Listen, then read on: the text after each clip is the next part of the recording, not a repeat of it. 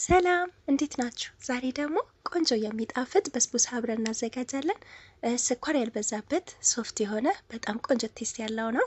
እንደሚታወቀው በስቡሳ በብዙ መንገድ ይዘጋጃል። በተለያየ መንገድ ብዙ ሰዎች ያዘጋጁታል። እናንተ ደግሞ በዚህ መንገድ ሞክሩት፣ እርግጠኛ ነኝ በሁሉም ዘንድ ተወዳጅ እንደሚሆንላችሁ። ይህም በስቡሳ ሰርቼው የቀመሰው ሁሉ እንዴት ነው መሰሪው፣ በምን መንገድ ነው የምታዘጋጀው ይሉኛልና እርግጠኛ ነኝ እነሱም ይሄን ቪዲዮ እንደሚያዩት እና በጣም ቆንጆ ቴስት ነው ያለው። እንደምትወዱት እርግጠኛ ነኝ። እስከ መጨረሻው ተከታተሉኝ።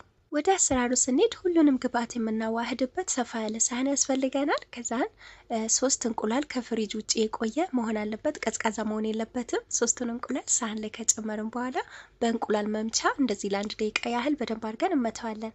ከዛን የሚያስፈልገን ስሚድ ወይ ደግሞ ሲሞሊና ነው። ሲሞሊና ለ1 ብርጭቆ ሩብ ጉዳይ እንጨምራለን።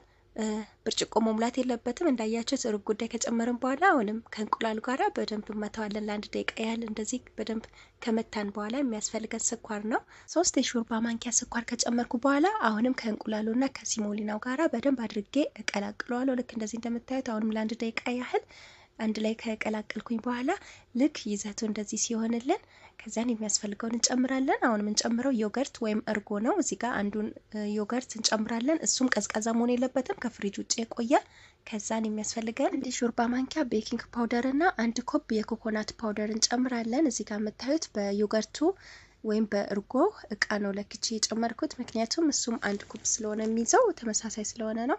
ከዛ እንደዚህ እንደምታዩት በዚህ መልኩ በደንብ አድርገን አሁንም እንቀላቅለዋለን ማለት ነው። መጨረሻ ላይ ጥሩ ውጤት እንዲሰጣችሁ ግብአቶችን ከጨመራችሁ በኋላ እንደዚህ በደንብ አድርጋችሁ በእንቁላል መምቻ መምታት ይኖርባችኋል ማለት ነው። እንደዚህ እንደምታዩት እንደዚህ ቆንጆ አድርገን ከቀላቀልን በኋላ የሚያስፈልገን ዘይት ነው። ሩብ ብርጭቆ ወይ ደግሞ 1/3 ዘይት እንጨምራለን ማለት ነው። ከዛን አሁንም አንድ ላይ በደንብ አድርገን እናዋህዳለን። ከዚህም በፊት ብዙ አይነት በስቡሳ አዘጋጅታችሁ ሊሆን ይችላል። ነገር ግን ይህንን በስቡሳ በዚህ መንገድ አዘጋጅታችሁ ሞክሩት፣ እንደምትወዱት እርግጠኛ ነኝ። በመቀጠል የሚያስፈልገን ቫኒላ ነው። ቫኒላ ግማሽ የሾርባ ማንኪያ ጨምሬያለሁ። እኔ የተጠቀምኩት ፓውደሩ ነው። እናንተ ደግሞ ፈሳሹን ከሆነ ያላችሁ ችግር የለውም መጠቀም ትችላላችሁ። ፈሳሹን 1 ሾርባ ማንኪያ መጨመር ትችላላችሁ። ፓውደሩን ከሆነ ደግሞ ግማሽ የሾርባ ማንኪያ በቂ ነው ማለት ነው። ከዛን እንደዚህ በደንብ አድርገን ከቀላቀልን በኋላ የሚያስፈልገን ቫይሬክስ ወይ ደግሞ እንደዚህ አይነት ሳህን ኦቨን ውስጥ የምናስገባበት እቃ ያስፈልገናል። በመጀመሪያ እዚህ ጋር እንደምታዩት ዘይት እንቀባለን ሳህናችንን። ከዛን አሁን ያዋህድነውን ውህድ እንጨምራለን ማለት ነው። በነገራችን ላይ እዚህ ጋር እነዚህን ግብአት ከመቀላቀላችሁ ከማዘጋጀታችሁ በፊት ኦቨኑን ማብራት ይኖርባችኋል። ከማስገባታችሁ በፊት መሞቅ ስላለበት ማለት ነው። 180 ዲግሪ ላይ አድርጋችሁ ከስር ብቻ ታበራላችሁ። ከዛን በስቡሳውን ከማስገባታችሁ በፊት ኦቨኑ መሞቅ አለበት ማለት ነው። ከስር ብቻ 180 ዲግሪ ላይ ካበራን እና ኦቨናችን ከሞቀ በኋላ ነው የምናስገባው ለ15 ደቂቃ። ይሁት ከ15 ደቂቃ በኋላ ከስር እንደዚህ ብራውን ሲሆንልን ከዛን የስሩን አጥፍተን ከላይ ደግሞ ለ5 ደቂቃ ያህል እናበስላለን ማለት ነው። እንደዚህ እንደምታዩት 5 ደቂቃ ማይፈጅም፣ ከላይ 2 ደቂቃ ራሱ በቂ ነው። ልክ ከለሩ እንደዚህ ሲሆንልን እንግዲህ ኦቨን ውስጥ አስገብተን 20 ደቂቃ ራሱ አልፈጀም ማለት ነው። 18 ደቂቃ ምናምን ነው የፈጀብኝ። ከዛን እንግዲህ በትኩሱ ቶሎ እንደዚህ እንቆራርጠዋለን ማለት ነው። በስቡሳችንን በዚህ መልኩ ከቆረጥን በኋላ የሚያስፈልገን ኮንደንስ እኔ በቀደም ሰርቻለሁ። ያላያችሁ ገብታችሁ ይሄው ቪዲዮ ለቅቅ ያለው እሱን ነው ከላይ የምጠቀመው ማለት ነው። በስቡሳው ሳይቀዘቅዝ በትኩሱ ኮንደንስ እንደዚህ ከላይ እናደርጋለን ማለት ነው። ከዛን ሁሉም ቦታ አዳርሰን እንቀባዋለን። በስቡሳው ትኩስ ስለሆነ ወዲያ ወደ ውስጥ ይመጣዋል ማለት ነው።